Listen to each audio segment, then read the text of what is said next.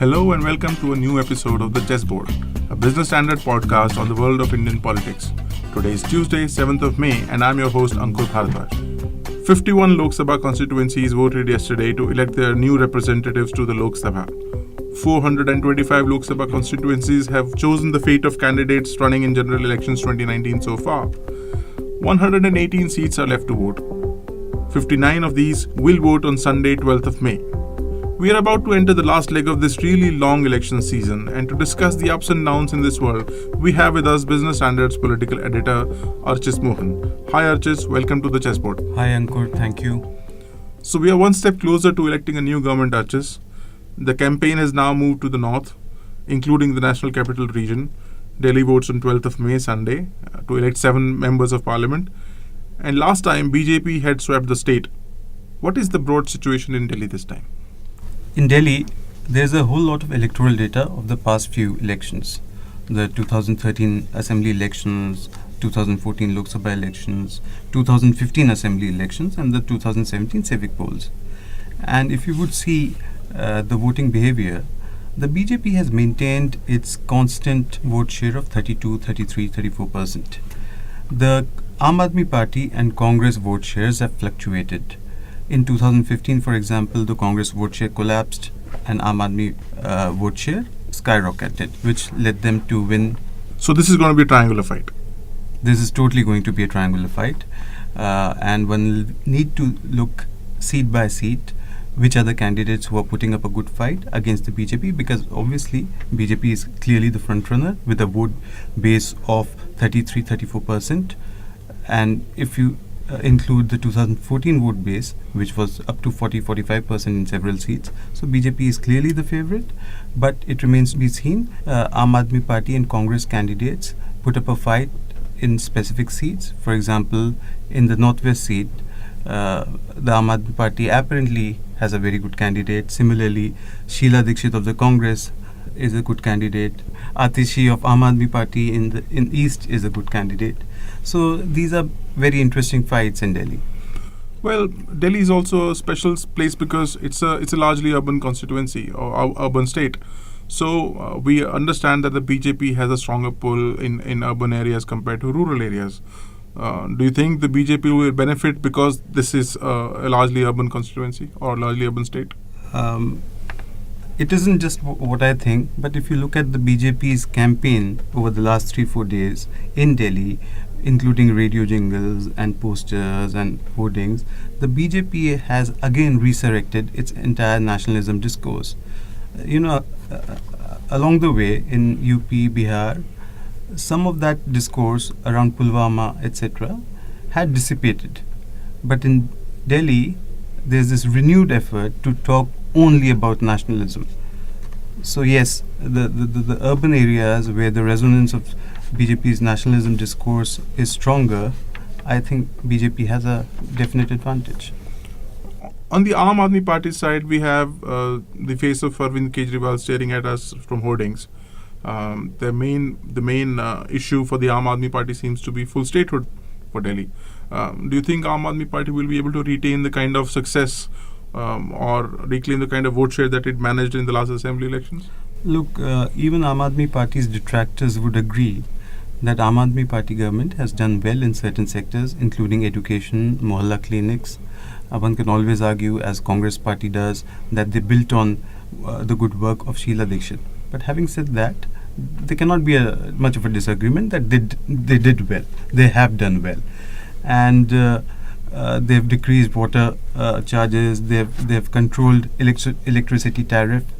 So a whole lot of people have benefited from the work that Aam Aadmi Party has done. So I'm assuming that Aam Aadmi Party's support base in resettlement colonies would remain intact. But the point here is whether Aam Aadmi Party's support base in among middle classes, which had significantly shifted towards the BJP in 2014, but again came back to the Aam Aadmi Party in 2015, would continue to remain. And I'm a bit skeptical of that. Well, the Aam Aadmi Party had snatched the Congress's vote share in the last assembly elections, and we saw the Congress collapse in the state. Then the Congress regained some ground in civic polls, as you rightly pointed out. It managed a vote share of close to 22%, just slightly behind the Aam Aadmi Party. Do you think there is a chance of the Congress being able to resurrect its organization in the city-state? I think the Congress has fielded very interesting, very good candidates. Sheila Dikshit, Ajay Makan are very good candidates. I think the Congress in some of the areas, for example, in West Delhi, Mahabal Mishra is a popular candidate among people, migrants from UP and Bihar. So some of the areas Congress would definitely put up a very good fight, and we might see the Congress vote share in Delhi increasing. In the last few elections in Delhi, we have seen the increasing power that the Purvanchali vote holds. Do you think the Purvanchali vote has a preference for parties? Manoj Tiwari is one himself, and he is the BJP president in Delhi. For a long time, the BJP just couldn't find for itself a Purvanchali leader. The BJP was dominated in Delhi by Punjabi Bania leadership. Eventually, they figured that the success of the Congress and subsequently of the Aam Aadmi Party was primarily because they gave enough representation to people from UP and Bihar, which essentially reflected the demographical change that the city, the national capital, has undergone in the last 2-3 decades. I would think that Purvanchalis would again vote for people, leaders who are popular among them. Sheila Dikshit remains popular because she ran a very good government. Similarly, Arvind Kejriwal remains popular. So I would really hedge my bets. I'm not sure if the Purvanchalis will go lock, stock and barrel towards the BJP. I think there'll be a split in vote, and probably people will look at the candidate and vote. There was for long talk about the Congress and Aam Aadmi Party allying in this election in Delhi and fighting these 7 seats together. Now that the alliance has fallen through, do you think this will have an impact on how these two parties fight on the ground? Totally. As I said, just look at the vote share, respective vote shares.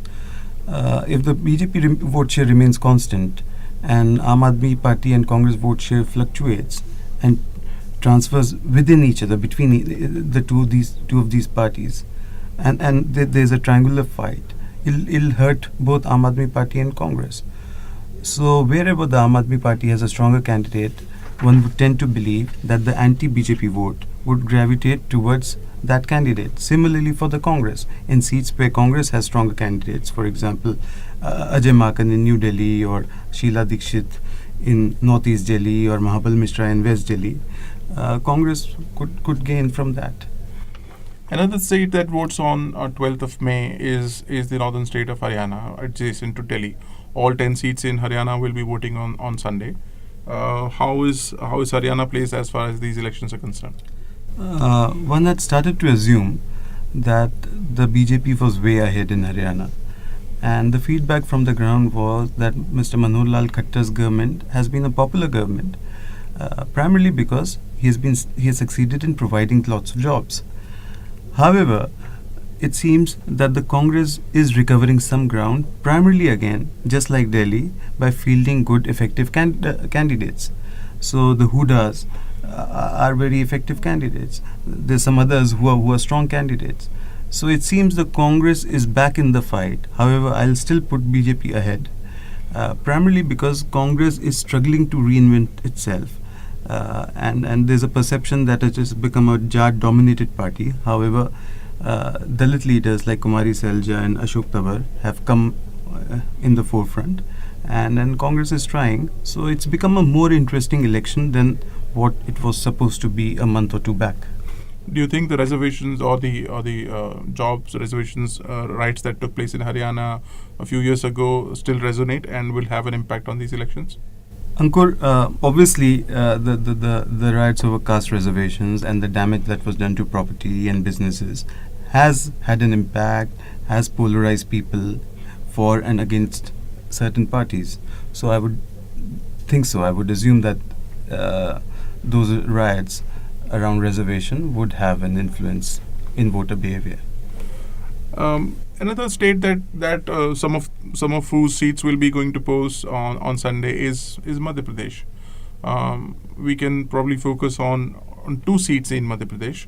One would be the seat of Indore, which has long been a BJP stronghold, represented by former Lok Sabha Speaker Sumitra Mahajan. Sumitra Mahajan is not contesting this time. There is some story of maybe inner party intrigue. What actually happened there, according to you? Ankur, not just Indore or Bhopal, but across Madhya Pradesh, there are reports that the BJP's intra-party atmosphere is not in a very great shape, and they are competing leaders, the competing egos. So this is getting reflected in some of the campaigning, which is true for Indore, where Sumitra Mahajan, the speaker, and who remains a popular MP, was not given a ticket. There was delay in announcing a candidate for Indore, and it was being speculated that she may not get the ticket. Eventually, she wrote a letter to the BJP leadership asking them to take a decision with clear heart, and she was out of the fray. She ruled herself out of the fray. Yeah, but if you read the letter carefully and read between the lines, it was very evident that she was extremely unhappy, and there's been a problem between her and some of the other BJP leaders. You mean Kailash Vijayvargiya? Yes, I do mean Kailash Vijayvargiya. And Mr. Vijayvargiya has promoted his son in the previous assembly election. And the two are said to have battled it out over it, though. Yes, you're right. So you know, there are problems within the BJP. The other interesting election battle in MP this time is in Bhopal, where former Chief Minister Digvijay Singh, who had ruled himself out of electoral politics for a decade, is now back in the fray and is contesting against a rather interesting BJP candidate, you would say? Yes, look. Even Mr. Digvijay Singh's candidature, and people who follow Indian politics closely would know, was a product of a certain intra-party intrigue between Mr. Digvijay Singh and Mr. Kamal Nath. However, once the candidature was announced, Mr. Digvijay Singh isn't somebody who will shy away from a fight. The more interesting bit is the BJP decision to field Sadhvi Pragya Thakur, who is a terror accused, and she's out on bail on medical reasons. But it seems, and this is my experience, I could be wrong, but a whole lot of RSS and BJP supporters are also very unhappy at the candidature of Sadhvi Pragya Thakur. A whole lot of these people, the BJP support base, the RSS support base, believes in nationalism, probably even believes in aggressive nationalism. But it seems they find it difficult to defend somebody who is a terror accused. So I would think that even if the BJP were to field the sitting BJP candidate from the seat, he may have been a better idea against Mr. Digvijay Singh. So fielding Pragya Thakur, would you say that it is a sign of desperation? I would think it's a sign of desperation, and I really don't understand why at this juncture they needed to replace the sitting candidate and field somebody like Sadhvi Pragya Thakur. Because let's not forget that while BJP and RSS have their 20-22% of core support base who believe in or espouse aggressive nationalism, the BJP in 2014 and subsequently in other assembly elections, and not just the Lok Sabha of 2014, added a significant number of people of moderate Hindus, which brought their vote share to 31%. And then a whole lot of them do not agree with the BJP or RSS's idea of aggressive nationalism or of aggressive Hindutva. So it would send a very bad message among these new supporters of the BJP. There is also the case of a very rather interesting letter that an RSS functionary had written about her. Yes, Ankur. In fact, the letter was still available on the RSS website until a week back. And we at Business Standard wrote about that letter, how the letter from a senior RSS functionary, Suresh Bhaiyaji Joshi, who is now number 2 in the RSS, spoke about how Colonel Purohit, who is also an accused in a terror case, and others along with him, his associates, conspired to kill the RSS leadership, including Mr. Mohan Bhagwat and Mr. Indresh. And surprisingly, after we reported that letter, it's gone missing from the RSS website, the samvada.org website. That's rather interesting. Another interesting thing that happened this week, Archis, is a statement that Prime Minister Modi made about a former Prime Minister.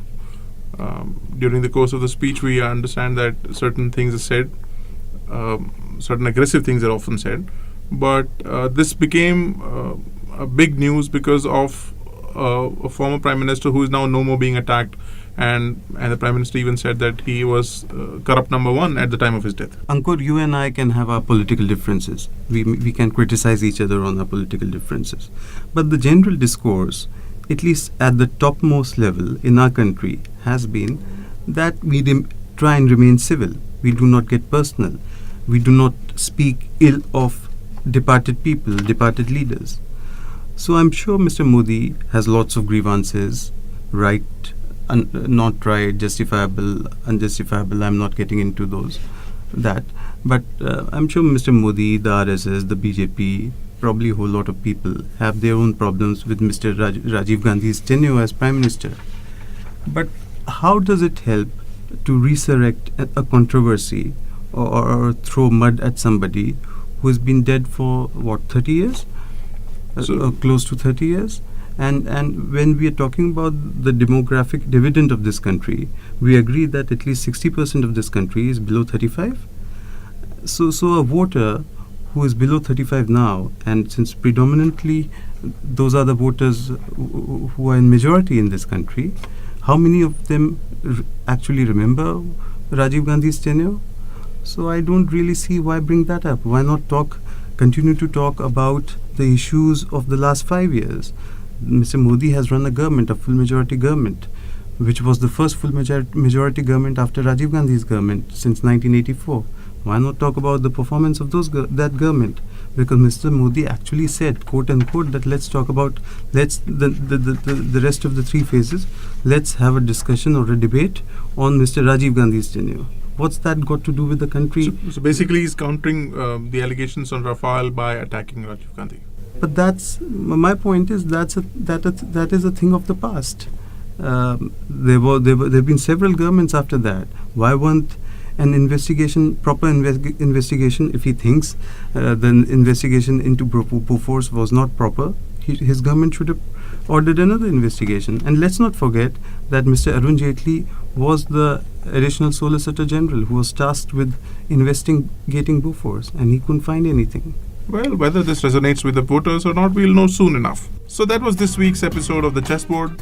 Hope you enjoyed the discussion. We will meet you again next week with more from the fascinating world of Indian politics. This is your host Ankur Bhardwaj signing off.